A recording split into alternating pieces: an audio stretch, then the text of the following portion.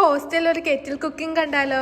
അപ്പൊ ഞാൻ നാട്ടിൽ നിന്ന് വന്നപ്പോ ഇച്ചിരി ചെമ്മീൻ കൊണ്ടുവന്നിട്ടുണ്ടായിരുന്നേ. പച്ചക്കല്ലാട്ട് കൊണ്ടുവന്ന ചെമ്മീൻ ഒന്ന് പുഴുങ്ങിയിട്ടാണ് കൊണ്ടുവന്നത്. നാട്ടിൽ പോയി നല്ലപോലെ കഴിച്ചിട്ടില്ലേ വന്നപ്പോ ഇവന്മാരൊന്നും കഴിച്ചിട്ടില്ല, അതുകൊണ്ടാട്ടോ ഞാൻ ഇങ്ങനെ കൊണ്ടുവന്നത്. കെറ്റിൽ ഇച്ചിരി എണ്ണയൊക്കെ ഒഴിച്ച് പിന്നെ സവോളയും വെളുത്തുള്ളിയും കൂടി ഒക്കെ ഇട്ട് മിക്സ് ചെയ്ത് നല്ലപോലെ റോസ്റ്റ് ചെയ്തെടുക്കണം. അപ്പൊ നമ്മുടെ സവോളയൊക്കെ നല്ലപോലെ വാടി വരുമ്പോഴേക്കും അതിൻ്റെ അകത്ത് മുളക് പൊടി, മഞ്ഞൾപ്പൊടി, ഉപ്പ്, മസാലപ്പൊടിയൊക്കെ ഇടണം. ഈ മസാലപ്പൊടികളൊക്കെ ഇടാൻ നേരത്തെ പ്രത്യേകം ശ്രദ്ധിക്കണം ഇത് ഓഫ് ചെയ്യാനായിട്ട്. കെറ്റിൽ അല്ലെങ്കിൽ അടുക്കി പിടിക്കാനുള്ള ചാൻസ് വളരെയധികം കൂടുതലാണ്. ആണെങ്കിൽ നമ്മുടെ ഇവിടെ ഇച്ചിരി ബട്ടർ ഉണ്ടായിരുന്നു, അപ്പൊ ബട്ടർ ഇട്ട് ഉണ്ടാക്കാന്ന് വിചാരിച്ചു. അങ്ങനെ ഞങ്ങൾ അതിലേക്ക് കുറച്ച് ബട്ടറും കൂടി ഇട്ടിട്ടുണ്ടായിരുന്നു. എന്നിട്ട് നല്ലപോലെ മിക്സ് ചെയ്യണം.